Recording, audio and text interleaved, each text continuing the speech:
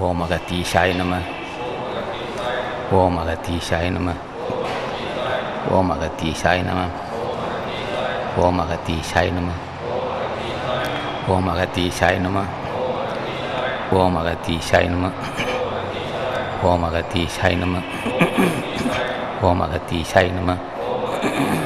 ஓம் அகத்தீசாய நம. ஓம் அகத்தீசாய நம. ஓம் அகத்தீசாய நம. ஓம் அகத்தீசாய நம. ஓம் அகத்தீசாய நம. ஓம் அகத்தீசாய நம. ஓம் அகத்தீசாய நம. ஓம் அகத்தீசாய நம.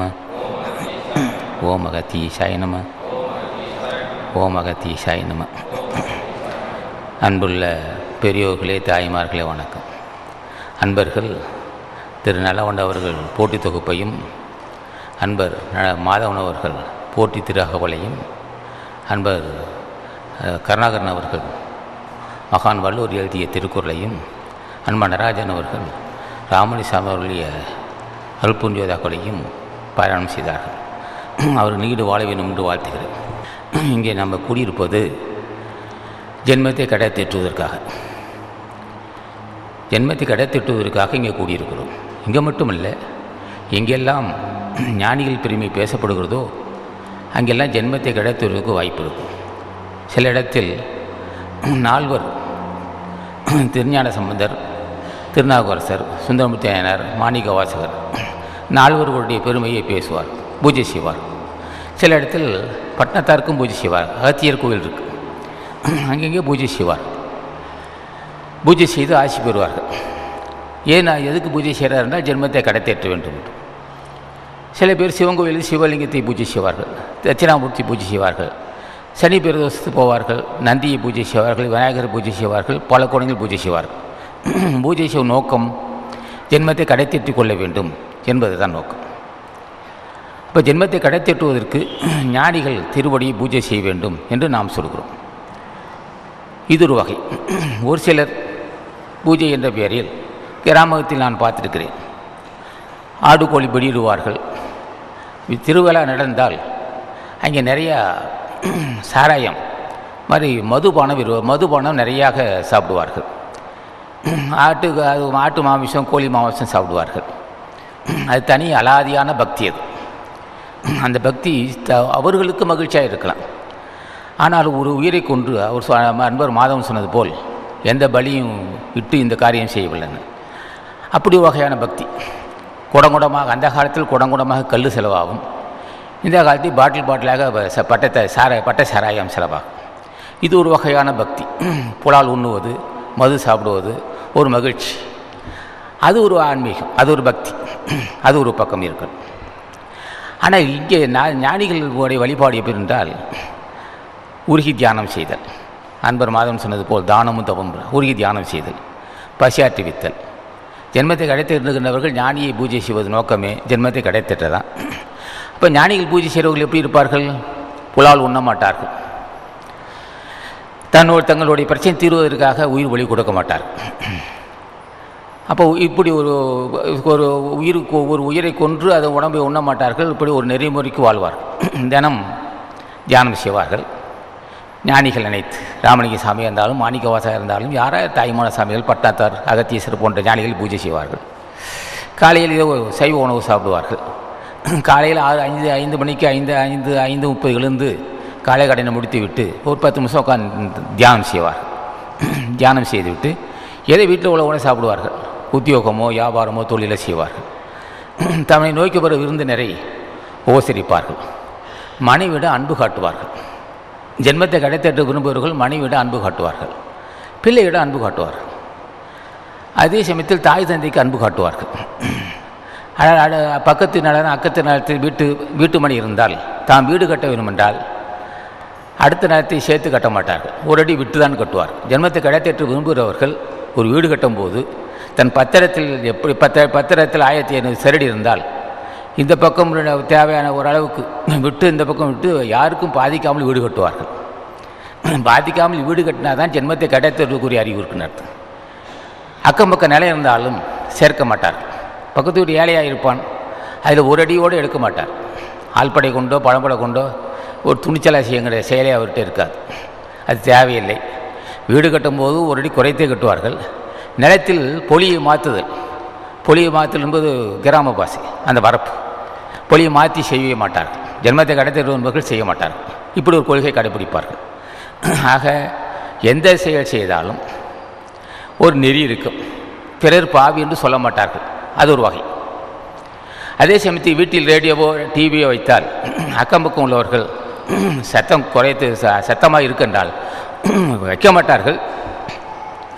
டிவியோ ரேடியோ பயன்படுத்தும் போது அக்கம்பக்கம் உள்ளவர்கள் சலிக்கும்படி வந்து சொல்லும்படி வைத்துக்கொள்ள மாட்டார்கள்.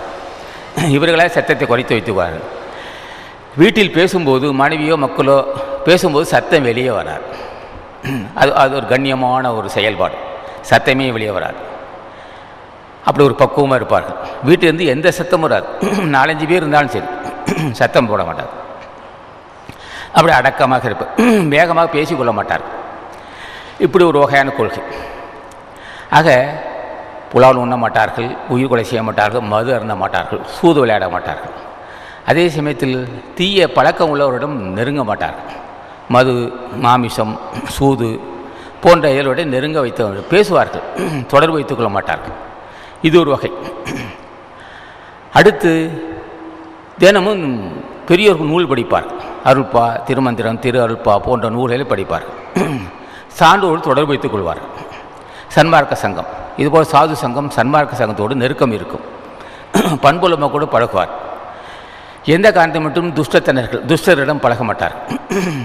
அப்படி இருந்தால் தான் ஜென்மத்தை கடைத்தட்ட முடியும். இது விட்டு குடி பழக்கம், சூதாடு பழக்கம், மனதில் பட்டதெல்லாம் செய்வது, அடிப்பது, உதைப்பது, மற்றவரை மிரட்டுவது, கொடுமையான பேசுதல், இது போன்ற கொனைக்கேடுகளோடு தொடர்பு வைத்துக்க மாட்டார்கள். ஆக பழகும்போது பக்குவமான மக்களிடம் பழகுவார்கள். பழகி நாட்களை வீண் செய்ய மாட்டார்கள். நாட்களை வீண் செய்யாமல் ஒவ்வொரு நாளும் பயனுள்ளதாக்கிக் கொள்வார்கள். பொருள் ஈட்டும் போது நீதிக்கு உட்பட்டு ஈட்டுவார்கள்.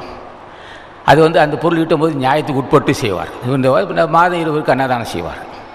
இது ஒவ்வொரு நாளும் ஞானிகளை பூஜை செய்தும், விருந்த உபசரித்தும், வந்தால் விருந்த உபசரித்தும், மாதருக்கு அன்னதானம் செய்தும், தாய் தந்தைகளுக்கு செய்ய வேண்டிய கடமை செய்தும், அது தன்னுடைய மனைவியின் தாய் தந்தை வந்தாலும் அவர்களுக்கும் அன்பு காட்டுவார்கள். எந்த வகையிலும் தன்னை சார்ந்தவர்களுக்கோ உறவினருக்கோ எந்த இடையூறு செய்ய மாட்டார். அதே சமயத்தில் உண்மையான நண்பராக இருந்தால், தகுதியுள்ள நண்பராக இருந்தால் அவருக்கு பாதுகாவலாக இருப்பார். ஏன்னா நட்பு வேணுமல்லவா, அதுக்கு பாதுகாப்பார். ஆக அப்படி ஒரு முறையெல்லாம் கையாண்டு வருவார். இதெல்லாம் ஜென்மத்தை கடைத்தெட்டுவதற்குரியதாக ஒரு வகை. ஒரு சிலர் தினமும் வாரத்துக்கு 1 முறை மாமிசம் சாப்பிடுவார்கள். வாரத்துக்கு 1 முறை மாமிசம் சாப்பிடுவார்கள். குலதெய்வம் துஷ்ட தேவதையாக இருக்கும். ஆண்டுக்கு 1 முறையோ மாதத்துக்கு முறையோ பலி கொடுப்பார்கள். கோழியோ ஆடை வெட்டுவார்கள். மது சாப்பிடுவார்கள். வீட்டுக்குள்ளே 3 அல்லது 4 பேர் இருந்தாலும் விடாத சத்தம். அக்கம்பக்குள்ள வந்து நிம்மதியாக தூங்க முடியாது. அந்த அளவுக்கு சத்தம் போடுவார்கள். அந்த அளவுக்கு பேச்செல்லாம் ஒரு வரம்புக்கு உட்படாது. அது போன்ற ஒரு கொனைக்கேட்டு இருக்கும். அக்கம்பக்குள்ளவர்கள் எதையும் பேச முடியாது. அது ஏன் இஷ்டம், என்ன செய்கிறேன்னு கேட்பார். அதே சமயத்தில் அவர் என்ன செய்வார்கள், அது மாதிரி தினமும் வம்பு வழக்கு இருப்பவர்கள் தீபாவளி வந்து விட்டால் போதும், ஒரு 4000 5000 ரூபாய்க்கு பட்டாசு வாங்கி கொள்வார்கள்.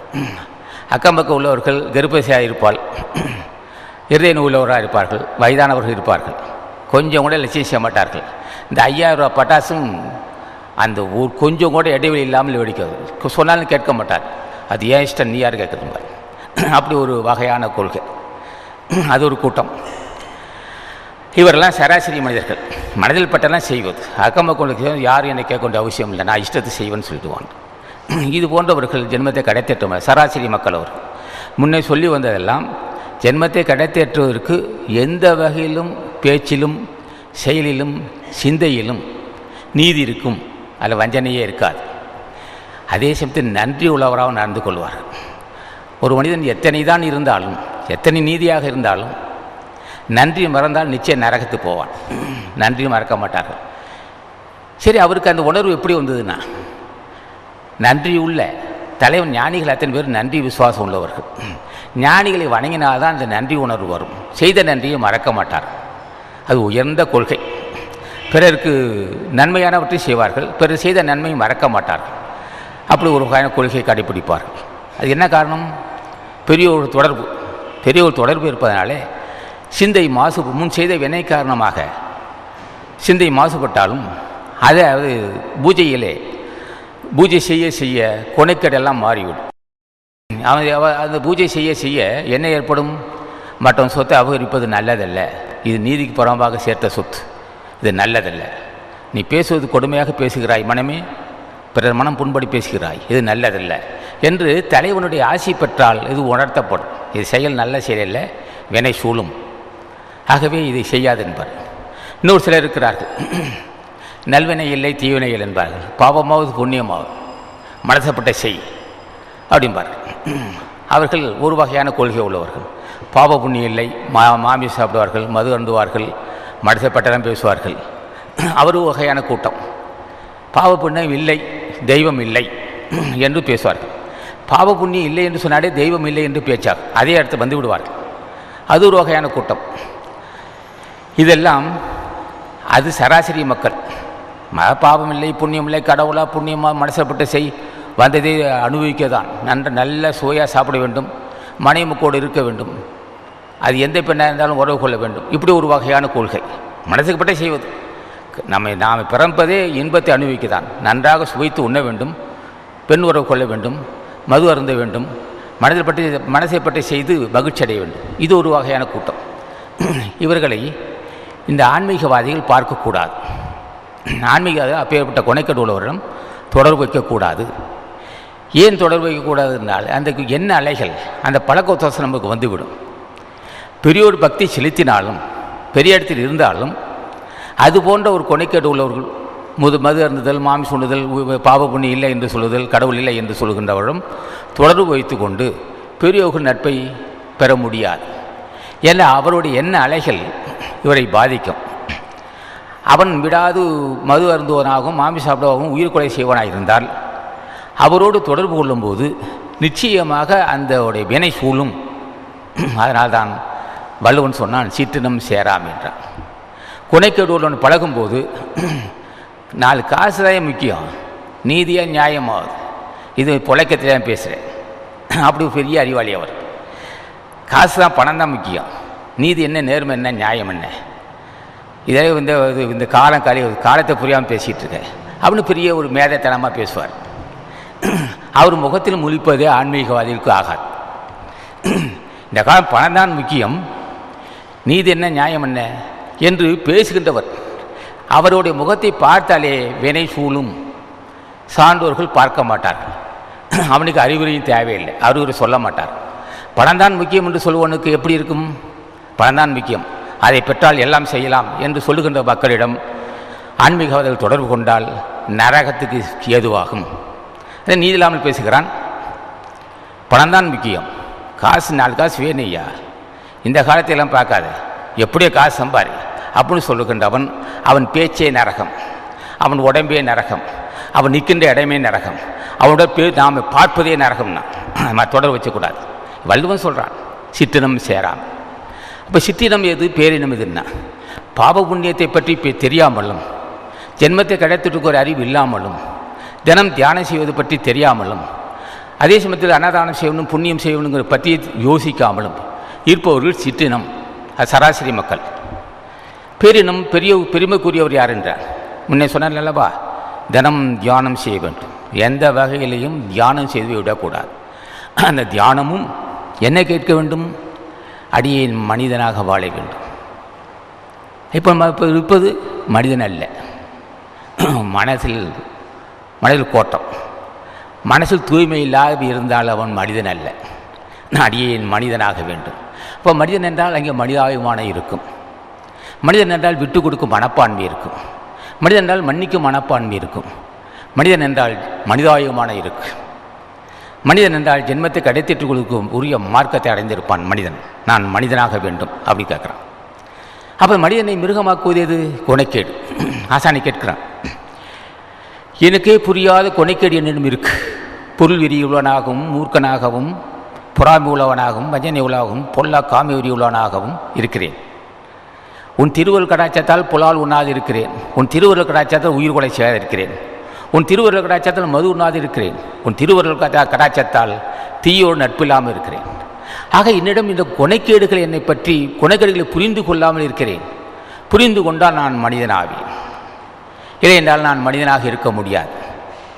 ஆகவே நான் மனிதனாக வேண்டும் என்று கடவுளை கேட்க வேண்டும். அப்போ மனிதன் என்பவன் இந்த பக்குவம் உள்ளவனாக இருக்க வேண்டும். இந்த பண்புகள் இருந்தால் மனிதனாக இருப்பான், கொனைக்கேடு இருந்தால் மனிதன் அல்ல அப்படின்னு சொல்லுவான். அப்போது இது போன்ற கொனைக்கேடு தலைவனை கேட்டு பெறுகிறான். அப்போ அது யார்? சராசரி மக்கள், சான்றோர்கள், ஞானிகள். இப்போ இந்த சராசரி மக்கள் அதை பற்றி அவசியம் இல்லை. அவர் விழா காலத்தில் நிறைய சாராயம் சாப்பிடுவார்கள், கல் குடிப்பார்கள், ஆடு கோழி வெட்டுவார்கள். அவர்கள் பொழுதுபோக்கே தனித்தன்மையாக இருக்கும். இவர்கள் பொழுதுபோக்கு சராசரி மக்கள் எது வேலை செய்வார்கள், ஜாபர் நாளுக்கு காசு சம்பாதிப்பார்கள், ஏதோ வீடு கட்டுவார்கள், வாகனத்தோடு இருப்பார்கள், ஆடம்பர வாழ்க்கை இருக்கும், ஒன்றுமே இருக்கும். அது ஒரு வகையான மக்கள். ஒரு சிலர் நெருக்குட்பட்டு பொருள் சேர்ப்பார்கள், விருந்து ஓசிருப்பார்கள், பண்டுடன் வாழ் ஒரு சாரார்.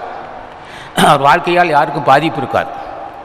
ஒரு சொல்லோ ஒரு செயலோ ஒரு பைசா சம்பாதித்தாலும் அது பிறர் பாவி என்று சொல்லாத அளவுக்கு தன்னை பாதுகாத்துக் கொள்வார்கள். இப்போ அதே ஆசானிடம் கேட்கிறான், நான் பொருள் சேர்க்கும்போது நீதிக்கு புறம்பாக சேர்த்து பாவியாகக்கூடாது. ஒரு மனிதனை பாவியாக்குவது பொருள்தான். இந்த பொருளை நான் நிலையில்லாது என்று அறிந்து கொள்ள வேண்டும். இந்த பொருளை நான் நிலையில்லாது என்று அறிந்தால்தான் நீதிக்கு உட்பட்டு பொருள் சேர்ப்பேன். இதுவே தெய்வம் என்றும் இதுவே வழிகாட்டி என்றும் இதே கடவுள் என்று நான் நினைக்கக்கூடாது.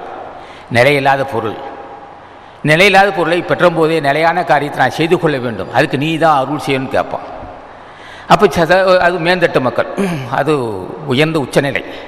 சராசரி கீழ்கடைகள் சராசரி. கீழ்கடை என்பது ஆள் வைத்து அடிப்பான், அவன் மனசில் பட்டே செய்வான். அவன் மனசில் இப்போ எது போகிறதோ அதெல்லாம் சொல்லுவான் கீழ்கடைகள். சராசரி மக்கள் ஏதோ வியாபாரம் செய்வான், மது சாப்பிடுவான், மாம்பு சாப்பிடுவான், எல்லாம் செய்வான். அதே சமயத்தில் யாராவது குளத்தை தினம் பூஜை செய்வான், ஏதோ செஞ்சிட்டு இருப்பான். விஷயத்தோடு செய்ய மாட்டான். அது ஒரு வகையான மக்கள். சான்றோர்கள் ஒரு கீழ்கடைகள், சராசரி மக்கள், சான்றோர்கள். இந்த சான்றோர்கள் உலக நடை அனுசரித்து உலக நடை அனுசரித்தே தன் வாழ்க்கையை நடத்திட்டே போவார்கள். எந்த விதமான பாதிப்பு இருக்காது. அவன் நல்ல மனுஷன் தான் ஐயா, அவன் யார்ட்டும் எந்த இடையூறு வச்சுக்க மாட்டான், அவன்கிட்ட நீதி இருக்கும், யார்ட்டையும் பேச மாட்டார், அவர் நல்லவர் என்று அக்கம்பக்கம் உள்ளவர்கள் பாராட்டும்படி நடந்து கொள்வது, பண்பாக நடப்பது, உதவி செய்து விட்டு கொடுத்தல், இது போன்ற ஒரு பண்பு இருப்ப சான்றோர்கள். அவர் வாழ்க்கைக்கு அவர் மற்றொரு பயனுள்ளாக வாழ்வார்கள். மற்றொரு பயனுடையவராக வாழ்பவர் சான்றோர். எதுவும் இல்லை அதுவும் இல்லை, அவன் யாரும் பேச மாட்டான், ஒன்றும் இல்லை, அவன் வேலை உண்டு, தான் மனைவி உண்டு, மக்கள் உண்டு, மாமியம் சாப்பிடுவான், தண்ணி போடுறான், ஒன்று அவன் குடும்பத்தோடு இருப்பான். அது ஒரு வகை. ஒவ்வொரு நாளும் பிறருக்கு இடையூறு செய்தே பழக்கப்பட்டு வாழ்கின்றவர் கீழ்கடைகள்னால் வினை சூழ்ந்தவர்கள். ஒரு வகையில் சொன்னப்போனால் ஒரு நீச்சர்கள், மதப்பட்டால் செஞ்சுட்டே போயிட்டுருப்போம். ஆனால் ஞானிகள் மேந்தட்டு மக்கள். ஞானிகள் எப்படி இருப்பார்கள்? வினையை வென்றிருப்பார்கள். வினை எப்படி எல்லாம் வரும், வினை சூழ்வதற்கு என்ன காரணம்? அப்போ சிந்தை, மனம், மொழி, மெய். மனம் என்பது மனம், மொழி என்பது பேசுதல், மனம், மொழி, மெய். அப்போ உடம்பாலும் உள்ளத்தாலும் சொல்லாலும் பிறருக்கு தீமை செய்யாமல் ஜென்மத்தை கடைத்தீர்த்தவர்கள் ஞானிகள். அவர் குறிக்கோளே ஒரே லட்சியமாக உலக நடையில் இருந்தாலும் எந்த தீங்கும் செய்ய மாட்டார்கள். சிந்தனை அனைத்தும் தலைவன் பாலியே இருக்கும். விடாது ஞானிகளை பூஜை செய்வார்கள். ஏதோ ஒரு மந்திரத்தை சொல்லியே இருப்பார்கள். சொல்லி தலைவன் பூஜை செய்து விகாரமான தேகத்தை ஆசான் துணை கொண்டு எந்த தேகம் இவனை எந்த தேகம் இவனுக்கு நரகத்துக்கு காரணமாக இருந்ததோ, அந்த தேகத்தின் காரணமாக எந்த குணம் கெட்டதோ, தேகத்தின் காரணமாக நரகத்துக்கு வரும். தேகத்தின் காரணமாகத்தான் காம விகாரம் இருக்குது, கொனைக்கேடும் இருக்குது. இருள் தேகம், மருள் தேகம், இருள் தேகம், மருள் தேகம், அறியாமை உள்ள தேகம், காமதேகம், விகார தேகம், நச்சு தேகம், விஷத்தேகம். இது தேகத்தினுடைய குண இயல்பறிந்து அதோடைய இயல்பறிந்து இந்த தேகத்தால் தான் மனிதனுக்கு நரகம் வரும். இந்த தேகத்தினுடைய சேட்டை, அது நச்சுத்தன்மை அல்லது விஷம், அதுதான் அறியாமை உண்டு பண்ணும் என்றறிந்து அந்த தேக கசடு ஏன்னு வந்துன்னு பார்ப்பான். இந்த தேக கசடு தாய் தந்தையால் வந்தது, அது புரிந்து கொண்டான். தேக கசடு அல்லது களிம்பு, அந்த களிம்பு தான் மீண்டும் பிறவி காரணமாக இருக்கும். அந்த கசடு அல்லது அழுக்கு அல்லது மாஸ் குற்றம், அல்லது அந்த அழுக்கு களிம்பு சொல்ல, அந்த களிம்பு தேகத்தை பெற்றவர்கள். களிம்பற்றவன் யார் என்று பார்ப்பான். ஞானிகள் களிம்பற்றவர்கள். அப்படின்னா காமதேகத்தை வென்றவர்கள்னு அர்த்தம். காமதேகம் இருக்கும்போது தானே கொனைக்கேடு வந்தது. காமதேகம் இருப்பதானே அறியாமை உண்டு போனது. காமதேகத்தோட சேட்டைகள் கொனை சேட்டை, அது நிலையில்லாததை நிலை என்று மயங்குகின்ற மயக்கத்தை உண்டு பண்ணும். இருள் தேகம். இருள் தேகம் இருப்பதனாலே சிந்தை தெளிவு இருக்காது, அறியாமை இருக்கு. இருள் அறியாமை என்ன செய்யும்? பாவமில்லை புண்ணியமில்லை மனதப்பட்ட செய்யும். தேகத்தின் குற்றம் அது. தேகத்தின் குற்றத்தால் வருகின்ற கேடுகள். பாவ புண்ணியத்தை தெரியாது, நிலையில்லாத நிலை என்று மயங்குவான். அப்போ உலகத்தை அவன் என்ன செய்வான்? உலகம் எப்போதும் இருக்கும், நாமே எப்போதும் எக்காலம் இருப்போம்னு இருப்பார்கள்.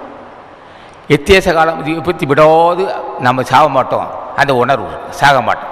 கடைசி வரையிலும் மூச்சு போகிற மட்டும் சாக மாட்டோம்னு நினச்சிட்டு இருப்பான். கடைசி மூச்சு நிற்கிற மட்டும் கற்பனையில் இருப்பான். இந்த கற்பனை என்ன காரணம்னா தேகத்தால் வந்த குற்றம். தேகம் மாசுபட்டதனால் மூளை மாசு வந்தது. மூளை மாசுபட்டாலும் மனசு மாசுபட்டுடுச்சு. அப்போ தேக குற்றத்தால் வந்த குற்றங்கள் அது தெரிந்து புலால் உணவு உண்டால் மறுபடியும் இந்த உடம்புக்கு குற்றம் வரும்.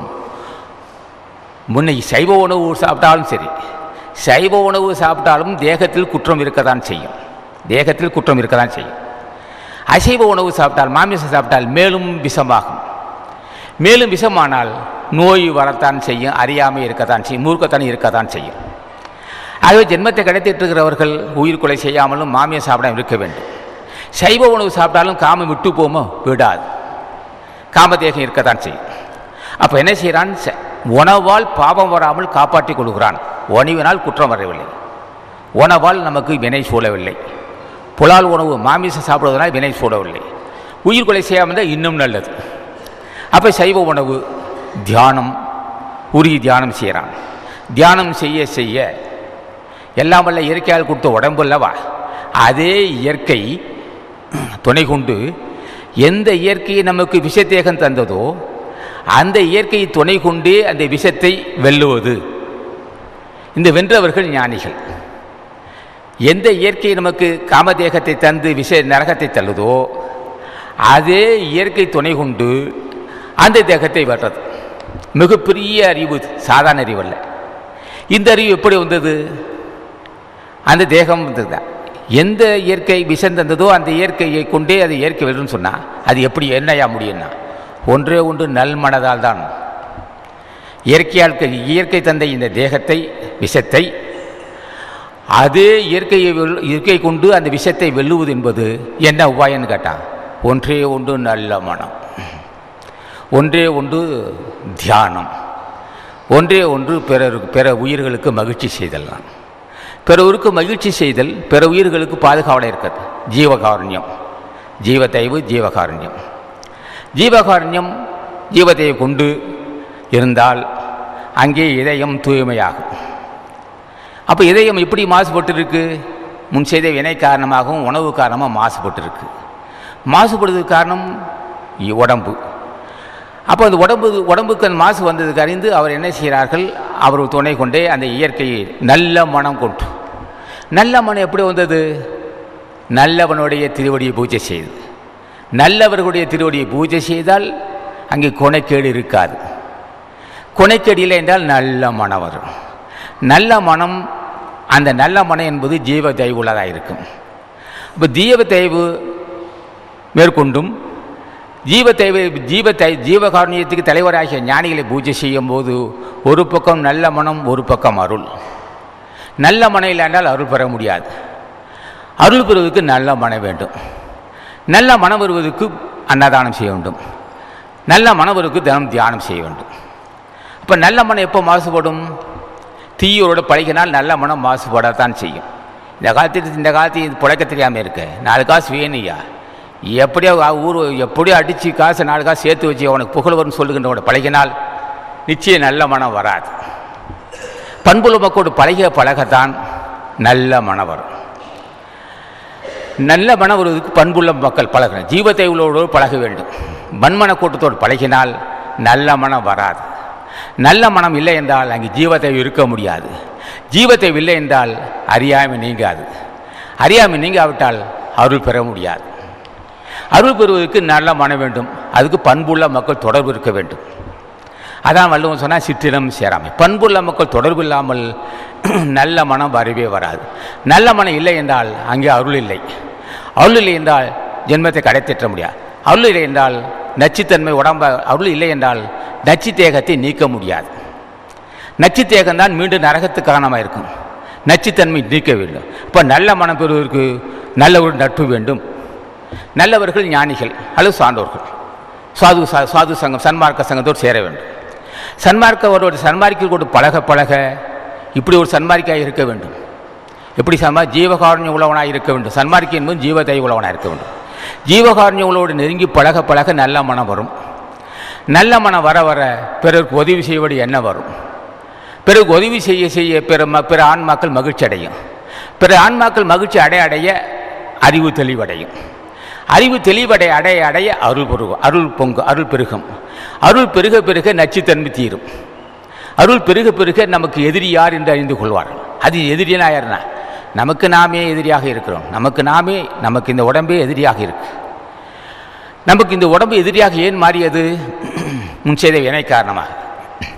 அப்போ நல்ல மனம், நல்ல மக்கள் தொடர்பு, நல்ல சிந்தை, இறக்க சிந்தை, தயை, பொருள் வெறி இல்லாதது, ஜாதி வெறி இல்லாத, மத வெறி இல்லை, யான் என்று கர்வம் இல்லாத ஒரு இதயம். நல்ல மனம் எதுனா அங்கே ஜாதி வெறி இருக்க முடியாது. நல்ல மனம் எதுன்னா அங்கே லோபித்தனம் இருக்க முடியாது.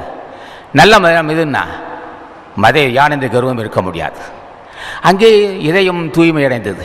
விகார பொறாமை இல்லை, வஞ்சனை இல்லை, கோபம் இல்லை, கொடுமை இல்லை. இப்பேற்பட்ட எண்ணம் அப்பேற்பட்ட மனம் இல்லை என்றால் கடவுளை அடைய முடியாது. அப்போ இதுக்கு என்ன உபாயம்? ஒன்றே ஒன்று, கொனைக்கேடு அற்றவன் திருவடியை பூஜை செய்தல். அவர் ராமலிங்க சாமியில், மாணிக்கவாசன், திருஞான சம்பந்தர், திருநாவுக்கரசு, பதஞ்சலி போன்ற முடிவனை பூஜை செய்தல். பூஜை செய்ய முன் செய்த பாவம் தீரும். பாவம் தீர தீர கொனைக்கேடு தீரும். கொனைக்கேடு தீர தீர தய சிந்தை வரும். தய சிந்தை வர வர செல்வம் பெருகும். செல்வம் பெருக பெருக மறுபடியும் தானம் செய்வான். இப்படி ஒவ்வொரு நாளும் அருள் செல்வமும் புண்ணியமும் பெருக பெருக முன் செய்த பாவம் தீர்ந்தது, அறியாமைக்கு விகாரமற்றது. அப்போ முன் செய்த பாவம் தானே கொனைக்கேடு உண்டு பண்ணது, உடைந்து தூளாகிவிட்டது. அப்போ சான்றோர் தொடர்பு இருப்பதால் அவர் சொல்லுகிறார், இப்படி எப்படி நடந்து கொள்ள வேண்டும் சொல்லுவார்கள். பெரியவர்கள் தொடர்பு இல்லை என்றால் நிச்சயமாக ஒருவன் கடைத்தெறிவே முடியாது. பெரியவர்கள் தொடர்பை வைத்துக்கொண்டு கீழ்கடைகள் தொடர்பு வைத்துக் கொண்டால் ஏற்றுக்கொள்ள மாட்டார் ஞானிகள். என்ன காரணம்? இவன் நல்ல உபதேசம் செய்திருப்பான். அங்கே போனியா சாமியார்கிட்ட போய் விட்டு வாழ்ந்தது, காலம் புரியாமல் பேசிட்டுருக்க, 4 காசு வேணியா, இப்படியெல்லாம் பார்த்தா நாளைக்கு என்னையா பொண்டாட்டி பிள்ளைக்கு என்ன செய்வேன் அப்படின்னு ஒரு வார்த்தையை போட்டு விட்டுருவான்.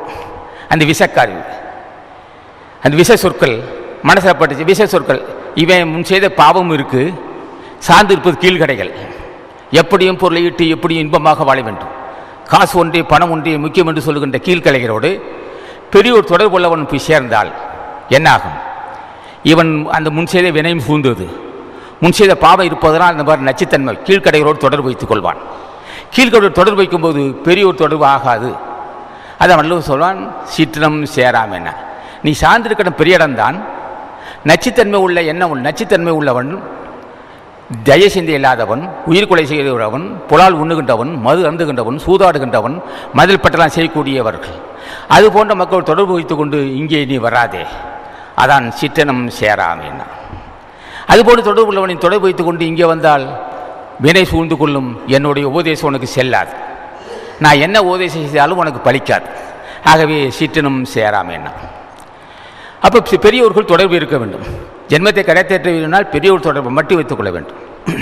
சரி, பெரியவர்கள் இல்லை, அது அவசியம் இல்லை, தேவையில்லை. ஆசான் வள்ளுவர் பெருமான், அருணகிரிநாதன், திருமலை தேவன் போன்ற பெரியவர்கள் இருக்கிறார்கள். இவர்கள் தொடர்பு இருந்தால் போதும். அவன் நாம் பற்றி சொல்கிறோம், அவரே தொடர்பு, தினம் அவருடைய தொடர்பு வைத்துக் கொள்கிறோம். தொடர்பு வைத்துக் கொள்ளும்போது அது சிந்திக்க வேண்டும். இவனோடு பழகினால் நிச்சயமாக வன்மன் நமக்கு வந்துவிடும். இவன் பொருள்வெறியன், லோபித்தனமானவன், இது போன்ற கொனைக்கட்டுடன் பழகக்கூடாது என்று முன் செய்த நல்வினை இருந்தால் அன்றி உணர முடியாது. நல்வினை இருந்தால் உணர்த்தப்படும். ஆசான் பெரியவோட பூஜை செய்து வந்தால் நீ அவன்ட்டு தொடர்பு வச்சுக்காதே, பேசுகிற பேச்சோடு நிற்க, வீட்டுக்கெல்லாம் போகாதே, அது நல்லதில்லை. கொஞ்ச நாள் பழகினால் நிச்சயமாக உன்னை மது அருந்து சொல்வான், மாமி சாப்பிட சொல்வான். போகாதே மனமே என்று நல்வினை உள்ளவர்களுக்கு மட்டுமே மனம் சொல்லும். இல்லை என்றால் அந்த எண்ண அலைகள், அது போன்ற கொனைக்கேடுகளுடைய எண்ண அலைகள் இவனை பாதிக்கும், நரகத்துக்கு போவான். நல்லவனாக அது மறுபடியும் எடுத்த ஜென்மம் கடை தேற்ற முடியாமல் போகும். ஆக ஒவ்வொரு நாளும் வீண் செய்யாமல், இது போன்ற பழக்கங்களோடு பழகாமலும், சந்தர்ப்பம் வரும்போது பழகலாம். அது அப்படியே பஸ்ஸில் பேருந்து சொல்லும்போது நட்பு ஏற்படுவது போல் தள்ளிவிட்டு போக வேணும். வள்ளுவன் என்ன செய்ய, நீ சான்றோடு இருந்தாலும் அது போன்ற மக்களும் பழகாதே என்று சொல்லுவான். இதுதான் வள்ளுவனோட கருத்து. பெரியோர்கள் செய்ய சிற்றினம் சேராமை. அப்போ பெரியோர்கள் சேர்ந்தால் என்ன இருக்குன்னா, பண்பு இங்கே அன்பர் இருக்கிறார்கள், இங்கே என்னதான் நடந்தது. வெளியே தெரியாமலே சிலர், அன்பர் சரவணன் அவர்கள் நினைச்சுவார்னா வெளியே தெரியாது. இங்கே ஸ்ரீரங்க அம்மா மண்டபத்துக்கு போவார், அங்கே ஒரு 20-30 பேர்த்துக்கு சாப்பாடு கொண்டு போய் யாருக்கும் தெரியாது. அப்படியே ஒரு வாரம் அல்லாட்டி திருவண்ணைக்காவில் போகிற 10-20 சாப்பாடு போய், இந்த மாதிரி நம்ம அன்பர்கள் எல்லாம் வெளியே தெரியாமல் செய்வாங்க. இப்படி போவாங்க. இங்கே இருப்பதால் அந்த உணர்வுகள் வந்தது. ஜென்மத்தை கடைத்தேற்றுக் கொள்ளணும், புண்ணியம் தேடிக்கொள்ள வேண்டும் என்று அவர்கள் ரகசியமாக 50 பொட்டணம் 20 பொட்டணம் போக கொடுக்க வேண்டியது செய்கிறார். சில பேர் ரகசியமாக பொருள் தருவார்கள். பொருள் கொடுத்து இங்கே என்னிடம் பொருள் தருவார்கள். அதை கொண்டு மன்னதான் செய்வோம், வெளியே செய்வார்கள். புண்ணியம் செய்கிற மக்களோடு சார்ந்தால் அன்றி நிச்சயமாக புண்ணியம் செய்யக்கூடிய எண்ணம் வராது. பெருமைக்குரியவர்கள் புண்ணியம் செய்ய வேண்டும், பாவ புண்ணியம் உண்டு என்றும் புண்ணியம் செய்து கொள்ள வேண்டும் என்றும் தினம் தியானம் செய்து கடவுளாட்சி பெற்றுக்கொள்ள வேண்டும் என்று சொல்கின்றவர்கள் பெருமைக்குரியவர்கள், சான்றோர்கள். அதுபோல் சார்ந்து இருப்பது நல்லது. இல்லை என்றால் நிச்சயமாக ஜென்மத்தை கடைத்தேற்ற முடியாது அப்படி சொல்லுவான். அப்போ பெருமைக்குரியவர் எப்படி இருப்பார்கள்? மனைவியை தவிர மற்ற பெண்ணை நேசிக்க மாட்டார்கள். அடுத்த பெண்ணை நேசித்தால் அவர் சிற்றினத்தை சேர்ந்தவராக அர்த்தமாகும். சிற்றினத்தை சேர்ந்து விட்டார்கள், பழி வந்துடும் என்று அஞ்சுவார்கள். அதனால் அதை தொடர்பு வைத்துக் கொள்ள மாட்டார்கள். ஆக எந்த வகையிலும் பிறர் என்னையா இருந்தாலும் அப்படி ஒரு மோசமான ஆள் அப்படின்னு சொல்ல மாட்டேன். புண்ணியம் ஐயா, நல்ல மனுஷன், எல்லோரும் நல்ல முடியாதுன்னு சொல்வார்கள். இது போன்ற ஒரு சொல்லை பெறுவதற்கு என்ன வேண்டும்? நல்லவர்னு பிறர் சொல்லலாம், நம்ம மனம் சொல்லணும் அல்லவா? என்னைய செயல், உன் செயல் என்ன, உன் செயலில் யோக்கியம் இல்லாமல் இருந்துச்சு தெரியுமா? ஏன் மனமே, நீ மற்றவனை புரிஞ்சுக்கலாம், மற்றவனையெல்லாம் உன்னை பாராட்டலாம், நீ யோக்கியனா என்று மனம் சொல்ல வேண்டும். என்று சொல்லுவதற்கு மனசை நம்மை கண்டிப்பதுக்கு நம்ம மனசு கண்டிக்குது. நீ பொய் சொல்லியிருக்கிற, நீ உன்னுடைய கொனைக்கேடு இருக்குது, இன்னும் உன்ட்ட கோபம் இருக்குது, இன்னும் உன்ட்ட கொனைக்கேடு இருக்குது, நீ திருத்திக்க என்று மனம் சொல்ல வேண்டும். என்றால் புண்ணியம் செய்தால் அன்றி மனம் நமக்கு அறிவுரை சொல்லாது. பாவம் செய்தால் எதையெல்லாம் நமக்கு கேடு வருமோ, எதெல்லாம் நரகத்துக்கு காரணமோ அதையே செஞ்சிட்ருக்கோம். இதுதான் அதோடைய இயல்பு. புண்ணியம் செய்து கொள்ள வேண்டும் அல்லது புண்ணியவான் தொடர்பு இருக்கணும். புண்ணியவான் தொடர்பு இருந்தால் அன்றி ஒருவன் புண்ணியம் செய்யக்கூடிய மார்க்கம் வராது. இல்லையென்றால் நிலையில்லாத மயங்குவான், நிலையில்லாத செய்வான். கடைசி வரையிலும் பிறந்திலிருந்து இறக்கும் வரையில் நிலையில்லாத காரியத்தை செய்து அதையே நம்பிக்கை வைத்து கடைசி சாகுற மட்டும் கற்பனை உடனே சேர்த்துக்குவான். அப்போ வள்ளுவன் என்ன சொல்கிறான்? சிற்றினம் சேராமை, சிற்றினம் அஞ்சும் பெருமை, சிறுமைதான் சுற்றமான் சூழ்ந்து விடும். பெரியோர்கள் இயல்பு சிற்றோர் இது போன்ற கொனைக்கேடுகள், மனதை பட்ட செய்கிறவர்கள், பாவ புண்ணியம் இல்லை என்பவர்கள், கடவுள் நம்பிக்கை இல்லாதவர்கள், நல்வினை தீவனை புண்ணிய பாவம் தூக்கிற நாளுக்காக சம்பாரிச்சு அனுபவிக்க வேண்டதாம். மது மாமிசம் மது மங்கையில் உடண்டு அதிலேயே மிதந்து கிடப்பு, இதே தாண்டா இன்னைக்கு உலகம் என்று சொல்லோடும் தொடர்பு வைத்துக்கொள்ளக்கூடாது. வைத்துக்கொண்டால் நிச்சயமாக அவருடைய செயல் ஒரு நாள் வீண் போகும். இந்த துறையை வருகின்ற மக்கள் அது மாதிரி மக்களோடு பழகி ஒரு நாளை வீணடித்து விடுவார்கள். அதான் பெரிய அது போன்ற கருத்தில் சொல்ல சிற்றினம் அஞ்சும் பெருமை. இது போன்ற நல்வினை தீவினை இல்லை என்று சொல்லுகிற மக்களை அஞ்சுவார்கள். ஏன் அஞ்ச வேணுமா? ஏன் அஞ்சுவார் என்றால் மீண்டும் பிறவி காரணமாகும் இவருடைய தொடர்பு. சிற்றினம் அஞ்சும் பெருமை இது போன்ற ஒரு இடம் அஞ்சுவார்கள். அஞ்சுதெல்லாம் பயப்படுவார். அவன்கிட்ட போகாதே, பேசாதே, நிச்சயம் உன்னை மாசுபடுத்திடுவான். அஞ்சும் பெருமை. சிறுமை தான் சுற்றமாக சூழ்ந்து விடணும். சிறுமை என்ன? சராசரி மக்கள் அது கீழ்கடைகள் மனதை பற்றிலாம் செஞ்சுட்டே இருப்பான். அவன் என்ன செய்வான்? தகாத உறவு. இவன் கஞ்சாடி போவான், கஞ்சா பயன்படுத்தவனாக்கா கஞ்சா அடிக்கணும்னு போவான். ஆக மாமிசம் சாப்பிட்ற மாமிசம் சாப்பிட்டு போடுவான், மது சாப்பிட்றோன்னு போவான். அது மாதிரி உள்ளன்னு தொடர்பு வைத்துக் கொள்வான். அது வினை கோளாறு அல்லது பழக்க தோஷம், அந்த மரபு அப்படி சொல்லிவிடுவான். அவன் என்ன செய்வான்? அது போன்ற மக்கள் நெருங்கி பழக ஆரம்பித்து விடுவான். பெரியவர்கள் பழக மாட்டார்கள். ஏன் பழக மாட்டார்னா இனி ஒரு மீண்டும் பிறவி வந்து முன்னு அஞ்சுவார்கள். இவனோடு தொடர்பு வைத்து கொண்டால் இவன் பாப புண்ணியலே என்பான், மீண்டும் பிறவி வரும், ஆகவே இவன் தொடர்பு அற்று போக வேண்டும், அவன் நெருங்கக்கூடாது என்று ஒதுக்கிக் கொள்வார்கள், அஞ்சுவார்கள், பயப்படுவார்கள். அவன் ஆற தெளிவு கொள்வான். அது மாதிரி மக்கள் நெருங்கி பழகுவான், பழகி மூட்டை கட்டிவான், பாதம் போட்டு விட்டுவான். இது அவனுடைய இயல்பு. அப்போ சமுதாயத்தில் சமூக சான்றோர்கள், சராசரி மக்கள், கீழ்கடைகள், மேலான மக்கள், 4 வகையாக பிரிக்கலாம். அப்போ மேலான மக்கள் ஆக வேண்டும் என்றால் இதுதான் முறை. இப்போ நம்ம இருக்கிறோம், பல வகையான குற்றம் செய்திருப்போம், ஆகவே பெரியோருக்கு தொடர்பு வைத்துக்கிறோம். இது நாள் வரையிலும், இந்த தேதி வரையிலும் நான் குற்றம் செய்த பாவிதான், நீரோ குற்றமற்ற பெருந்தகையாளர், உன் திருவடியை பூஜை செய்கிறேன், என்னை ஏற்று அருள் செய்வனுங்கிட்டால் அவன் பெருமைக்குரியவனாகும். இல்லை என்றால் அவன் இடத்துக்கு வர முடியாது. எப்படி செய்தாலும் திருவருள் துணை இல்லாமல் முடியாது. ஆக ஜென்மத்தை கடைத்திட்டுவதற்கு ஒரு ஜென்மத்தை கடைத்திட்டுவது என்று கேட்டான். வினையற்ற ஒன்று, மீண்டும் பிறக்கக்கூடாது. மீண்டும் பிறந்தால் அவன் ஜென்மத்தை கடைத்திட்டு பிறக்கலாம். புண்ணியவனாக இருந்தால் குற்றமில்லை, மறுமை இன்பம்னு சொல்லுவான். ஆக வள்ளுவன் என்ன சொல்கிறான்? அவன் சிறியோர் இயல்பு சாதாரண மக்களோடு சிற்றினமாகி அவனை சார்ந்திருப்பான், பெரியவர்கள் அஞ்சுவார்கள் சொல்லிட்டான். அடுத்த இயல்பு எடுத்துக்காட்டு நமது பாஷையிலே பேசுவான் வள்ளுவன். மழை பெய்யும், மழை பெய்யும் போது சுத்தமான தண்ணி, அப்படியே பெரிய ஒரு தாம்பாளத்தை வச்சால் பெய்யக்கூடிய மழை நீரில் கொஞ்சம் தூசி இருக்கும், இந்த ஆகாயத்தை மிதந்திருப்பது. அப்போ அந்த தண்ணி கூட ஊற்றி மறுபடியும் வச்சோம்னா நிச்சயமாக நல்ல தண்ணி கிடைக்கும். நல்ல தண்ணி சுவையாக இருக்கும். எப்போது மழை தண்ணி சுவையாக இருக்கும். அந்த தண்ணி எப்போ கெடுனா, நீ தூய்மையானவன் தான், நான் தூய்மையானவன் சொன்னான். தண்ணி தூய்மை தான், குற்றமில்லை. சார்ந்த இடம் சரியில்லை என்றால் தண்ணி கெட்டுவிடுனான். நமது பாஷையில் பேசுவான். நிலத்து இயல்பால் நீர் இருந்தற்றாகுன்னா, நிலத்து இயல்பால் நீர் இருந்தற்றாகும். செம்மண்ணு காட்டில் மழை பெஞ்சால் தண்ணி செம்மண் அது செவச்சவன்னு இருக்கும். அது தஞ்சை மாவட்டத்தில் இருக்கும். தஞ்சை மாவட்டத்தில் மழை பெஞ்சால் தண்ணி பூரா செவச்சவன்னு இருக்கும். இந்த புடம் வைப்பான், கறி தயாரிப்பார்கள், நிலக்கரி, இந்த இதுக்கெல்லாம் அடுப்பு கறி, நிலக்கரி. அங்கே மழை பெய்தால் தண்ணி கருப்பாகவே இருக்கும். கருமண் இருக்கும். அந்தந்த பகுதி ஒவ்வொரு இடத்துலையும் ஒவ்வொரு வகையான மண் இருக்கும். சாக்கடையில் பெஞ்சால் சாக்கடையை போடும். நிலத்து இயல்பால் நீர் திரிதல் மாறுபடுதல். நிலத்து இயல்பால் அந்த நிலத்து இயல்பால் நீர் திரியும், மாறுபடும். நிலத்து இயல்பால் நீர் திரிந்து அற்றாகும் மாதற்கு இனத்து இயல்பதாகும் அறிவு. எந்த இனத்தை சாருகிறானோ அந்த எண்ணெய் அலைகள், அந்த எண்ணெய் அலைகள் இவனை மாசுபடுத்திவிடும். இவன் மாறுபடுவான். நீ தூய்மையானவர் இருந்தாலும் சார்ந்து கண்ட இனம் சரியில்லை என்றால் உன் அறிவு மங்கிவிடும் என்று சொல்லுவான் வள்ளுவன். எடுத்துக்காட்டு நம்ம இருக்கிறது. அப்போ என்ன சொல்கிறான்? கிடைப்பதற்கே மாடு பிறவி கிடைத்திருக்கு. உனக்கு கிடைப்பதற்கே மாடு பிறவி கிடைத்த நீ நல்ல கற்றிருக்கின்றாய், உயர்ந்த குடும்பத்தில் பிறந்திருக்கிறாய். இது போன்ற கீழ்களுடைய படையினால் நிச்சயம் உனக்கு ஜென்மம் கடத்திட முடியாது. ஆகவே நீ நல்லவன் தப்பித்துக்கொள் என்பதற்கு தான் எடுத்துக்காட்டு சொல்லுவான். அடுத்தது 3வது பாடல். ஏன்னா சுருக்கமாக சொல்கிறேன். மனத்தானாம் மாந்தனுக்கு உணர்ச்சின்னா, மனம் எந்த அளவுக்கு செம்மைப்பட்டிருக்கோ அந்த அளவு பொது உணர்வு இருக்கும். இப்போ தர்மகாரியம் செய்கிறான், அங்கே நல்ல மனம் இருக்குது, தர்மகாரியம் செய்கிறான். மனத்தானம் எந்த அளவுக்கு நல்வினை இருக்கோ, எந்த அளவுக்கு பெரிய ஒரு தொடர்பு இருக்கோ, எந்த அளவுக்கு புண்ணியம் இருக்கானோ, எந்த அளவுக்கு அருள் ஞானிகள் ஆசி பெற்றிருக்கானோ அந்த அளவுக்கு மன செம்மையாக இருக்கும்.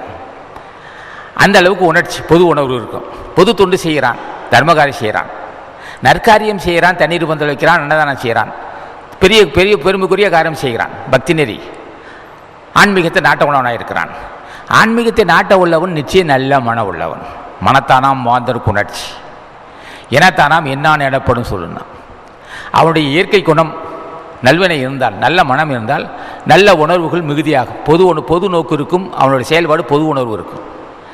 அதே சமயத்தில் வன்மன கூட்டத்தை சார்ந்து விட்டால் நிச்சயமாக அவனுடைய அறிவு இருக்கும். எனத்தானாம் என்ன, இவன் தன்மை உள்ளவன்.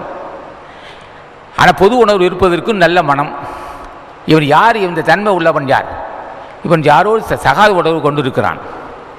இப்போ இந்த குடும்பத்தை சேர்ந்தவன் நிச்சயம் மது அருந்த மாட்டான். பழக்க தோஷம் இவனுக்கு. ஆகவே இவனை அறிவு மழுங்கிவிட்டது. எனத்தானே என்னான்னு இடப்படும். இந்த தகுதி உள்ளவன் இல்லாது என்பது சார்ந்திருக்கு, இனத்தை பொறுத்து இருக்குன்னா. ஒருத்தர் நல்லவனாக இருக்கான்னா சார்ந்திருக்கு இனம் நல்லா இருக்கும். முறைகட்டு இருந்தக்கான சார்ந்த இனம் சரியில்லை, அல்லது முன் செய்த வினை. யாரும் சார மாட்டான், வினை முன் செய்த வினை இருக்கு. ஆனால் மக்களோடு பழகிதான் ஆக வேண்டும். நல்லவரோடு சார்ந்து இருந்தால் இன்னும் உயர்ந்த மையம் உயர்ந்தவன் என்று சொல்வதற்கு சார்ந்திருப்போர் தன்மையை பொறுத்து இருக்குன்ட்டான் வள்ளுவன் சார். மனநலம் மண்ணுயிர் காக்கம் எடுத்துக்கிறோம். அடுத்த கவிக்கு நான் வரல இருக்குது மன தூய்மை செய்வினை தூய்மை சுருக்கமாக. அடுத்த ஒரு கவி இருக்குது, அது தேவையில்லை, அதான் இதே சாரமாக்கம். மன தூய்மை செய்வினை தூய்மை இரண்டும் இனம் தூய்மை தூவா வரும்னா மனத்துள்ளது போட்டில் காட்டி ஒருவருக்கு இனத்துள்ளதாக அது ஒரே ஒரு மைய கருத்தது. மன தூய்மை செய்வினை தூய்மை. மன தூய்மையாக இருக்குன்னா தூய மனம் எப்படி இருக்குன்னா தூய மனசில் வஞ்சனை இருக்காது, தூய மனசில் லோபித்தனம் இருக்காது, தூய மனசில் கெடுபுத்தி இருக்காது, தூய மனசில் பொறாமை இருக்காது, தூய மனசில் புலால் உண்ண மாட்டான், தூய மனம் உள்ளவன் புறால் உண்ண மாட்டான், தூய மனம் உள்ளவன் உயிர் கொலை செய்ய மாட்டான், தூய மனம் உள்ளவன் மற்ற மதிப்பான், தூய மனம் உள்ளவன் பிறருக்கு உபகாரியாக இருப்பான். தூய்மை மன தூய்மை. மன தூய்மை இல்லாதவன் நல்ல காரியம் செய்ய முடியாது. ஒரு செயல் நடக்குது, தண்ணீர் வந்து வைக்கிறான், ஒரு 10 பேருக்கு அன்னதானம் செய்கிறான். அப்போ நல்ல மனம் இருந்தால் தான் செய்ய முடியும். சில இடத்தில் அன்னதானம் நடக்கும், பிரம்மாண்டம் பெரிய பெரிய போஸ்டர் 6 அடிக்கு உயரத்துக்கு போஸ்டர்லாம் அடிப்பார்கள், பிரம்மாண்டமான விளம்பரம் இருக்கும். அந்த விளம்பரத்தை பார்த்தால் நிச்சயமாக ஒரு 20 மூட்டை 30 மூட்டை வடிப்பது போன்று இருக்கும். 2 மூட்டை தான் வடிச்சிருப்பான், ஒரு பந்தா டம்பாச்சாரிக்குன்னு சொல்லிருப்பான். அப்படி பிரம்மாண்டமான விளம்பரப்படுத்தி விட்டு 10 மூட்டை 20 மூட்டை வடிப்பதாக பாவனை பண்ணிவிட்டு என்ன செய்வான், எல்லாத்தையும் பொதுமக்கள் வசூல் செய்து விட்டு ஒரு மூட்டையும் கூட வடிக்க மாட்டான். அவ்வளவு விளம்பரங்கள், அவ்வளவு ஆரவாரங்கள், அவ்வளோ பந்தா, அது டம்பாச்சாரித்தனம்னு சொல்லுவான். அது மக்களுக்கு மத்தியில் பார்த்தா பெருமைக்குரிய செயல் செய்வது போன்ற ஒரு நடிப்பு இருக்கும். தலைவன் பார்த்து சிரித்து விடுவான், என்னடா என்னக்கிட்ட ஏமாத்துற, எங்கள் பேரை சொல்லிட்டு எங்கள் பேரை சொல்லிட்டு தர்மம் என்ற பேர் சாமி பேரை சொல்லிட்டு தர்மம் என்ற பேரில் அராஜ்யம் செய்கிறாய். பொதுமக்கள் நிறைய வசூல் செய்துவிட்டு லட்சக்கணக்கான வசூல் செய்துவிட்டு ஒரு மூட்டை மட்டும் சமைத்து விட்டு விளம்பரம் 6 அடி உயரத்துக்கு போஸ்டர் அடித்து விட்டு ஆரவாரம் செய்துவிட்டு கடைசியில் வடித்திருப்பதோ ஒரு மூட்டை இருக்காது, 10 மூட்டை வடித்ததாக பேசிக்கொள்வான் டம்பாச்சாரியன். அது ஒரு வகையான கூட்டம். அது கீழ்கலையோட கீழ்கடையானவன் அவன், புலால் உண்ணுவனோட கேவலமானவன், உயிர்கொலை செய்வனோட கேவலமானவன், மது இருந்தவன். அராஜகவாதிக்கெல்லாம் தலைவன் யாருன்னா இது மாதிரி பொதுமக்கள் பணத்தை வசூல் செய்து பொதுமக்கள் மத்தியில் பிறந்த பக்த நாட்டகம் சிறந்த ஆன்மீகவாதி நடித்துவிட்டு ரகசியத்தில் வஞ்சனை செய்கிறவர்களை தர்மம் சேர்ந்து ஏற்றுக்கொள்ள முடியாது. கடவுள் அவனை மன்னிக்கவே மாட்டான். ஆசை கொண்டு அனுதினம் மன்னியர் பொருளை மோசை செய்து அவருக்கு முற்றிலும் மலைபவர், பூசையோடு நேமனிஷ்டை பூரிகை பாதகர் காசி நீர் இளைஞர்கை காத்திருப்பது உண்மையானா. அன்னதானம் செய்வோர் நடிப்பது அங்கே இருப்பது பூராவும் வஞ்சனை. அது போன்றவரை கடவுள் மன்னிக்கவே மாட்டான். அதுக்கு அவன் தேகலாம், மது அருந்துவான், மாமியம் சாப்பிடுவான், மனதை பற்றி செய்து விட்டு போவான், அவனை விட கேவலமானவன். ஆக அப்படி அல்ல, ஆசான் சொல்லுவது அப்படி இல்லை. மன தூய்மை ஒன்று சொன்னால் அந்த சொல்லுக்கும் செயலுக்கும் பொருத்தமாக இருக்க வேண்டும். அதில் சிறிது வஞ்சனை இருக்கக்கூடாது. பொருள்பட்டு உள்ளவன் நிச்சயமாக செய்யவே முடியாது இந்த வேலை. நல்ல காரியம் நல்ல மரபில் பிறந்தவன், ஞானிகள் திருவடியை பற்றினவன் நிச்சயமாக இது போன்ற கேவலமான காரியத்தை செய்ய மாட்டான். செய்தால் அவன் உயர்ந்தவன் அல்ல, கீழ்கடைகள் சிற்றினம் என்று சொல்வானார்கள். மன தூய்மை அங்கே உண்மை இருக்கும், மன தூய்மை அங்கே கனிவு இருக்கும், மன தூய்மை இலகிய மனம் இருக்கு, கனிவு இருக்கும், நல்ல சிந்தனை இருக்கு. அப்போ உயர்ந்த மனம் இது எப்படி வந்தது அவனுக்கு? புண்ணியத்தால், திருவருள், ஞானிகள் திருவருள் கடாச்சத்தால், சான்றோர்கள் தொடர்பால் புண்ணியத்தால் நல்ல மனம் வந்தது.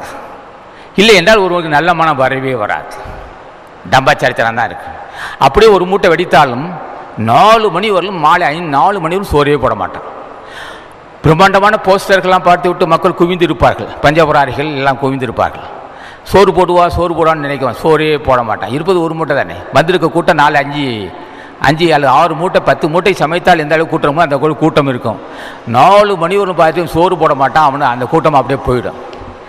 இது கடவுள் மன்னிக்க முடியாத செயல். இது பண்புள்ள மக்கள் தொடர்பு இருந்தால் இது தேவையில்லாத செயல், இது பண்புள்ளா செயல் நீ செய்திருக்கிறாய். இப்படிப்பட்ட விளம்பரம் செய்து விட்டு மக்களை ஏமாற்றி விட்டாய். வந்த மக்கள் சோறு போட தகுதி இருக்க வேண்டும், அது எல்லோரும் பசியாற வேண்டும், எல்லோரும் பசியாறுவதற்கு எனக்கு அருள் செய்ய வேண்டும். போஸ்டர் அடிப்பதை விட போஸ்டர் அடிப்பது எனக்கு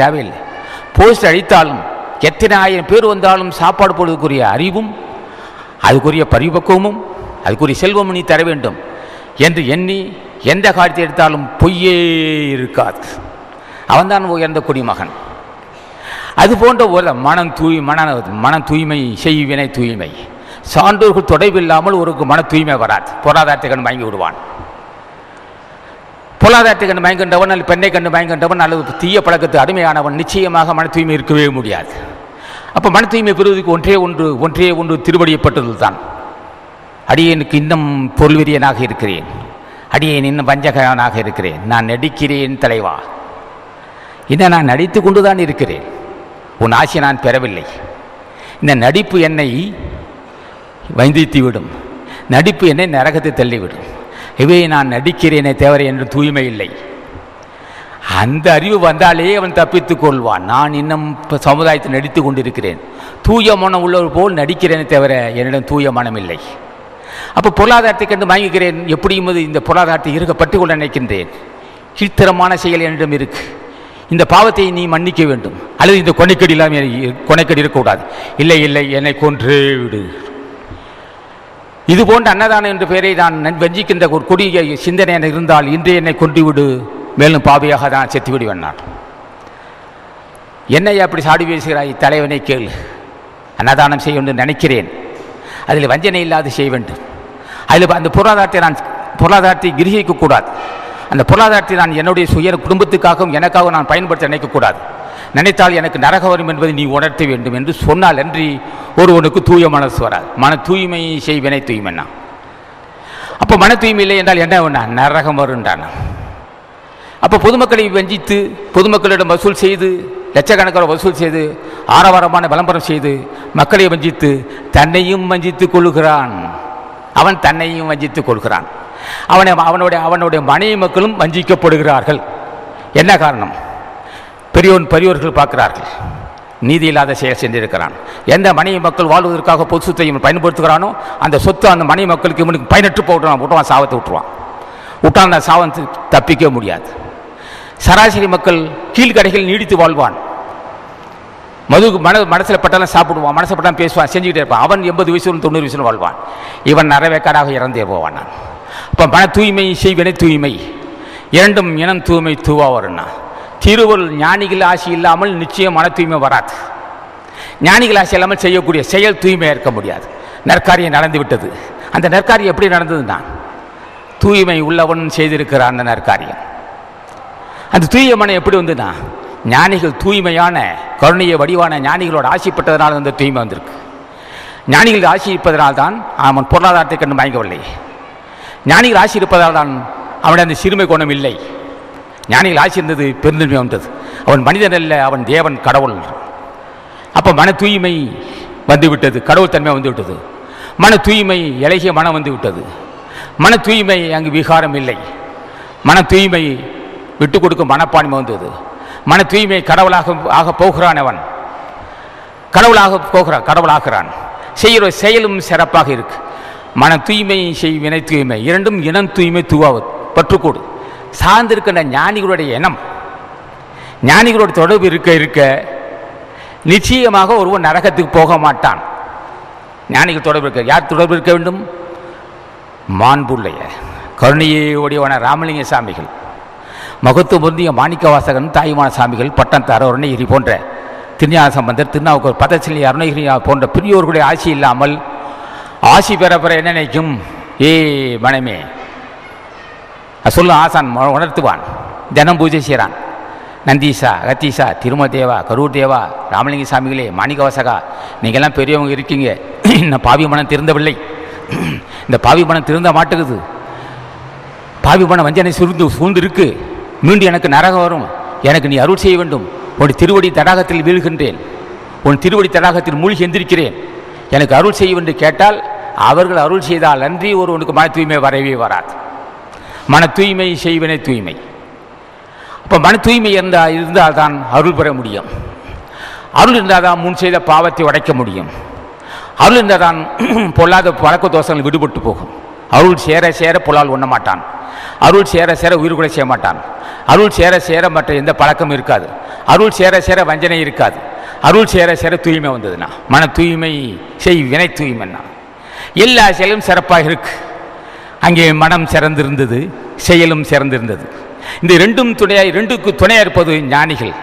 என தூய்மை தூவாவர் அவருடைய ஞானியோட கருணையால். தூவா என்பது அவருடைய பற்றுக்கோடால், கருணையால், உபதேசத்தால். அப்படின்னா வள்ளுவனின் இடத்தை சொல்லுகிறான். பெருதற்கரிய மாடு பிறவி பெற்றிருக்கிறீர்கள் நீங்கள், பெருதற்கரிய மாடு பிறவி பெற்ற நீங்கள் இது போன்ற கொனைக்கோடுகள் பழகாது, என்னோடு பழகு, எங்களோடு பழகு.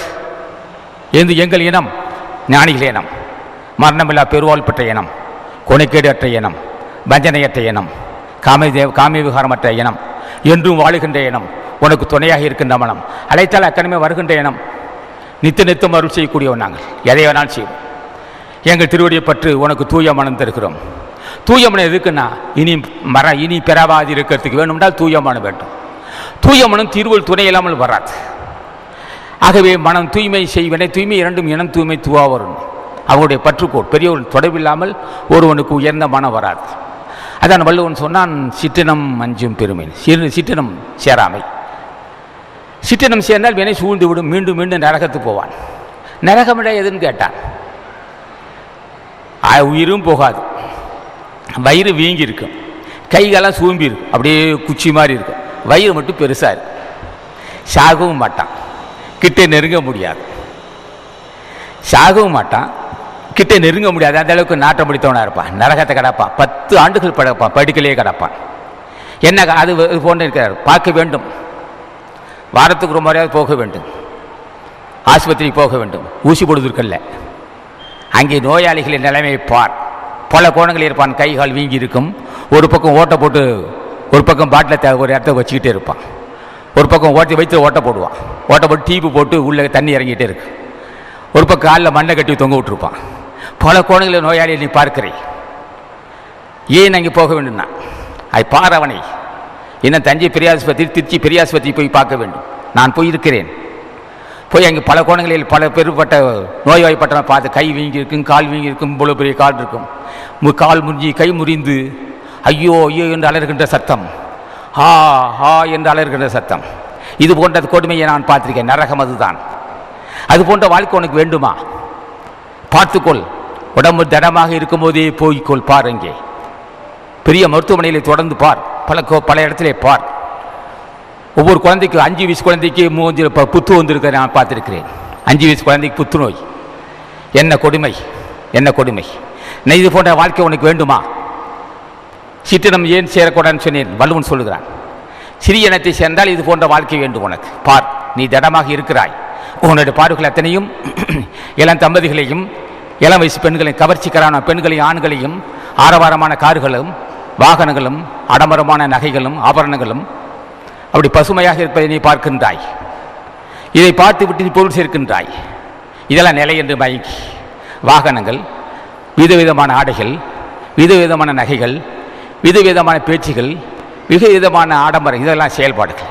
இதை பார், இதையும் பார்க்கத்தான் வேண்டும். அதையும் பார். அதை பார்க்க சொல்லுகின்றவன் பெரிய இனம், பெருமைக்குரியவன். இதை மட்டும் கண்டு மயங்கு என்று சொல்லுகின்றவன் சிற்றினம். வள்ளுவன் சொன்னான், நரகம் வரும் என்றான். நரகத்தை தெரிந்து கொள்வதற்கு அங்கே போக வேண்டும்.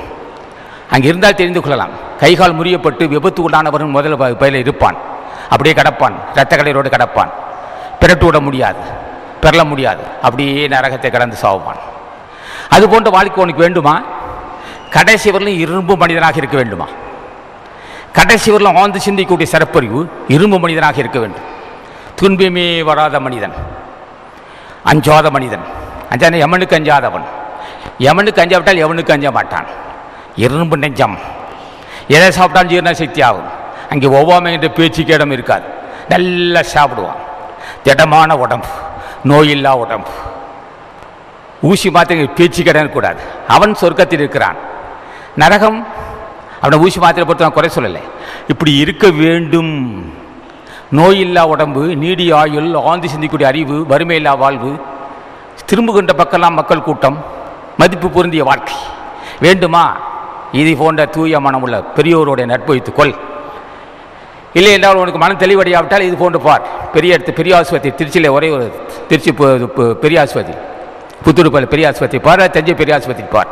இது போன்ற பெரிய மருத்துவமனையில் பார்த்து உண்மை தெரிந்து கொள். நல்வனை எது, தீவனை என்பது எது, நரகம் எது, சொர்க்கம் தெரிந்து கொள். இன்னும் உனக்கு தெளிவடையாவிட்டால் சுடுகாட்டுக்கு நான் போயிருக்கேன். ஓயாமரிக்கு போயிருக்கிறேன். பல கோணங்களில் எலும்புக்கூடுகளை கண்டிருக்கிறேன். மனிதா இந்த நிலைமைக்கு வரும்.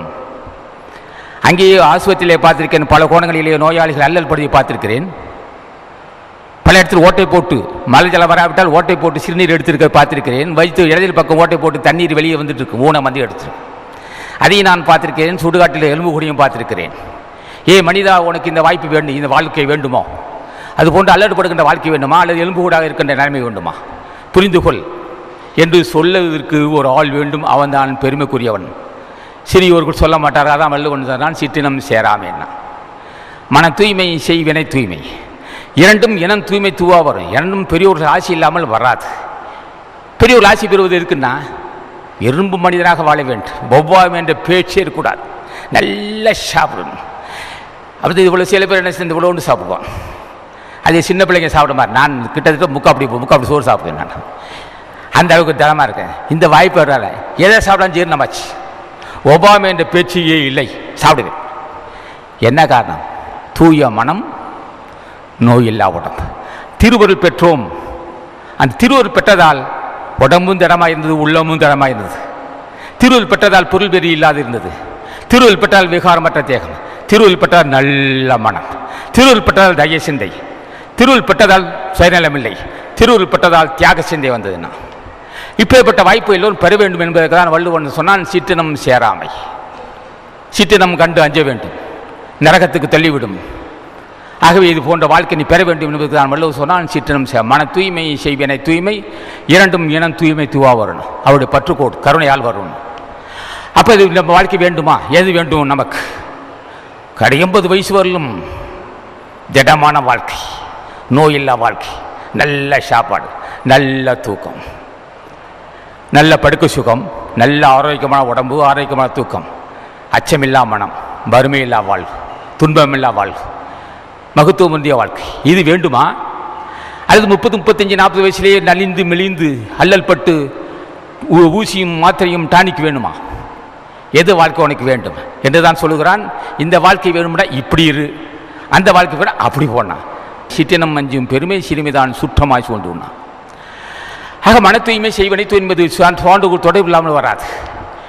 கிடைத்திருக்கிற மாண்டு பிறகு கிடைத்திருக்கு, நிறைய செல்வம் கிடைத்திருக்கு. கிடைத்த செல்வத்தை நன்கு பயன்படுத்தி ஜென்மத்தை கிடைத்திட்டுக் கொள்ள வேண்டும். அது நோயில்லாத வாழ வேண்டும். இப்போ போன்ற கொள்கையை சொல்லுகின்ற இடம் எதுவோ பெரிய இனம் பெருந்தகையாளர்கள் சொல்லுவான். மன தூய்மை மனம் தூயாருக்கு எச்சன் என்றாகும். அடுத்த பாடல், மனம் தூயாருக்கு எச்சன் என்றாகும். நல்ல பண்புள்ள பிள்ளைகள் பிறக்கும். நல்ல மன உலகு பண்புள்ள குழந்தைகள் பிறக்கும். அது மாறும். புகழ் சிறந்த புகழ். மனம் தூயாருக்கு எச்சம் புகழ். எஞ்சி நிற்பது மிச்சப்படுவதுன்னு அர்த்தம். ஒரு நல்ல மனுஷன் ஐயா, அவர் இருக்க மட்டும் யாருக்கும் இடையூறு செய்யலை.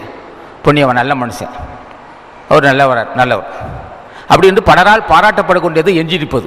அவனுடைய செயல் நல்ல செயல். பல பேர் வருந்த வேண்டும். இப்போ ஏற்பட்ட புண்ணியவானை என்னையா திடீரென்று நேற்று பார்த்தேன், பல பேருக்கு உதவி செய்த புண்ணியவனாச்சே, அவராக இறந்து போயிட்டார். இனி இந்த உலகத்தை யாரியா, இந்த தெருவு மக்களுக்கு யாரியா பாதுகாப்பு இருக்க போகிறாங்க? எந்த மனுஷன் இறந்து போயிட்டான் அப்படின்ட்டு அந்த தெருவில் உள்ளவர்கள், அந்த ஊர் மக்கள், அக்கம் பக்கம் உள்ளவர்கள் கண்ணீர் விடுமுடி செத்தால் அது உயர்ந்த. அதான் பல பேரும் பாராட்டும், பல பேரும் உயர்ந்தவன் என்று சொல்லுவதுதான் எஞ்சி நிற்பது. மனம் தூயாருக்கு எச்சன் என்றாகும், இனம் தூயாருக்கு இல்லை நன்றாகாவினை. மன தூய்மை நல்ல நட்பை உண்டாக்கும், பெருமை உண்டாக்கும், புகழ் உண்டாக்கும். நல்ல மக்கள் இந்த நம்ம நல்லபடியாக செய்கிறோம். இப்போ நம்ம இருக்கிறோம், நல்ல மனசு, பொருளாதாரத்துக்கு மயங்க மாட்டேன், நல்ல செயல் தான். பண்புள்ள மக்கள் வேணுமே. பண்புள்ள மக்களாட்டி நல்ல செயலை எப்படி செய்ய முடியும்? பாதுகாப்பு வேணும் அல்லவா? மனம் தூயாருக்கு எச்சன் நன்றாகும், இனம் தூயாருக்கு இல்லை நன்றாகவினை. நல்ல செயல் செய்யலாம். பண்புள்ள மக்கள் தொடர்பு இருந்தால் நல்ல செயல் செய்து கொண்டே இருக்கலாம். தூய மனம் இருந்தாலே நல்ல மக்கள் வருவார். அங்கே அந்த ஆளா அவன் மூட்டை அடிக்கிறவனாச்சே, அவன் ஊரை ஏமாத்த பேச்செல்லாம் பார்த்து அப்படி தென்னுழுகும். அவளை இனிமேல் பேசுவான். வஞ்சகன் ஆச்சு. அவன் காவி கட்டியிருப்பான், தாடி இருக்கும், ஜபமாலை இருக்கும், புலித்தோல் ஆசனம் இருக்கும், யோகத்தண்டு இருக்கும். ஆனால் முழு அயோக்கிய பயின்றுவான், முழு அயோக்கிய பயின்றுவான். அப்படி உள்ளவன் யார் விட்டுவான்? அப்படிப்பட்டவன் என்ன பண்புள்ள மக்கள் வர முடியுமா? ஓரிரு மாதம், ஓரிரு நாள், ஓரிரு வாரம், ஓரிரு மாதம் பார்ப்பார்கள். இவன் தகுதி இல்லாதவன் என்று ஒதுங்கிக் கொள்வார்கள். பண்புள்ளவன் கிடைத்திருக்க நட்பு கிடைத்து விட்டது. உயர்ந்த பண்புள்ளவன் உயர்ந்த பக்தன், நல்ல மனமுள்ளவன். ஆகவே இவனை இறுகி பிடித்து கொள்ள வேண்டும், உடும்பு போல் பிடித்து கொள்ள வேண்டும் என்று எண்ணுவார்கள். உடும்பு போல் பிடித்து கொள்ள வேண்டும், இவனை விட்டால் வேறு கதி இல்லை நமக்கு. அவன் செயல் உயர்ந்த செயல், சிந்தனை உயர்ந்த செயல். அங்கே ஜாதி வெறி இல்லை, மதம் வெறி இல்லை, யான் என்று கருவம் இல்லை, வஞ்சனை இல்லை. ஆகவே இவனை பிடித்து கொண்டு கரையேறி கொள்ளலாம் என்று வருவார்கள். மனம் தூயார்க்கு எச்சனென்றாகும், என தூயார்க்கு இல்லை நன்றாகவினை. நல்ல செயலாம் செய்யலாம். இப்போ அன்பர் மாதவன் சொன்னது 10, 1000 பேர், 12,000 பேருன்னா எத்தனை அன்பர்கள் இருக்கிறார்கள்? இங்கே அன்னதானம் தினம் 10 மூட்டை 5 கொண்டு வெளியே போவார்கள். உயர்ந்த பண்புள்ள பிள்ளைகள், உயர்ந்த தொண்டர்கள். இங்கே அன்னதானம் செய்யக்கூடிய தொண்டர்கள் இங்கே சமைக்கப்பட்ட உணவை இரவு பகல் நல்ல கஷ்டப்பட்டு சமைக்கப்பட்ட உணவை பல அன்பர்கள் கிராமந்தோறும் கொண்டு போவார்கள். அவன் நீடு வாழ வேண்டும், அவன் நீடு வாழ வேண்டும் என்று மனதில் நினைப்பேன். அவன் நீடு வாழ வேண்டும். எத்தனை துன்பம் வந்தாலும் அந்த துன்பத்தை உடைத்தவனை காப்பாற்ற வேண்டும். ஆசா ஞானபண்டிதனை கேட்பேன், உயர்ந்த பிள்ளைகள் நீர் அந்த பிள்ளைகளுக்கு அருள் செய்யணும்னு கேட்பேன். அப்படி ஒரு பிரச்சனை வந்தால் தாங்கிக் கொள்ளும் சக்தி ஆசான் திருவருளால் கிடைக்கிறது. அதுபோன்ற பிள்ளைகள் இங்கே இருக்கிறார்கள். மனம் தூயார்க்கு எச்சனென்றாகும், இனம் தூயார்க்கு இல்லை நன்றாக. நல்ல செயல் பூரா நடக்கும். நல்ல மனம் இருந்தது, நல்ல பண்புள்ள தொடர்பு வந்தார்கள். நற்காரியை நடப்பதற்கு கூட்டு முயற்சி வேண்டும். அதெல்லாம் ஆசான் ஞானபண்டிதனால் அனுப்பப்பட்ட தொண்டர்கள் இருக்கிறார்கள். அவங்க நீடு வாழ வேண்டும். ஆகவே இந்த தூய்மையான எண்ணத்தை தந்தவன் ஆசான் ஞானபண்டிதன் திருமல் தேவன் அகத்தீசன் போட்டணும். சார்ந்திருப்பது உயர்ந்த மக்களோடு சார்ந்திருந்த அலன்றி இது போன்று வராது. ஆக இது இந்த அதிகாரம் இன்னும் எத்தனை மணி நேரம் வேணாலும் பேசலாம், அத்தனை கவி இருக்கு. ஆகவே ஜென்மத்தை கடைத்தெற்றுவதற்கு சான்றோர் தொடர்பில்லை என்றாலும் காலை எழும்போதே ஓம் மகத்தி சாய் நம, ஓம் நந்தி சாய் நம, ஓ ராமலிங்க சாமிகளே, மாணிக்க வாசகா, தாய்மார் சாமிகளே, பட்டத்தரையா, பத்திரிகைநாதரே, திருஞான சம்பந்தரையா, திருநாவுக்கரசரையா, பதஞ்சலி முனிவா, அருணகிரிநாதா, பெரியவங்களாக இருக்கீங்க. பாவியை மீண்டும் பிறவியாக வராது, மீண்டும் மீண்டும் பிறப்பதற்கு உரிய கொனைக்கடியிடம் இருக்குது. நீங்கள் எனக்கு அருள் செய்யணும்னு கேட்டால் பெரியவோட தொடர்பு வந்து விட்டது என்று நன்றி. அவர் தொடர்பு வைத்து கொண்டும் தொடர்பு வைத்துக்கொள்ள வறுமை தீரும். ஞானிகளை பூஜை செய்ய வறுமை தீரும், செல்வம் பெருகும், நல்ல சிந்தனை வரும், ஜென்மத்தை கடைத்தட்டிக் கொள்ளலாம் என்று சொல்லி இந்த சிற்றினம் சேராமை என்ற அதிகாரத்துக்கு ஏதோ என் மனசில் எப்போதைய கல்வி இல்லாதவன் நான், எனக்கு தெரிந்ததை சொல்லியிருக்கிறேன். அதில் குறைகள் இருக்கலாம். ஏன்னா போதிய கல்வி இல்லாதனால அதில் குறை இருக்க தான் செய்யும். கற்றுணர்ந்த பெரியோர்களும் தாய்மார்களும் பொறுத்து கொள்ள வேண்டும் என்று திருவடி வணங்கி முடிக்கிறேன். வணக்கம்.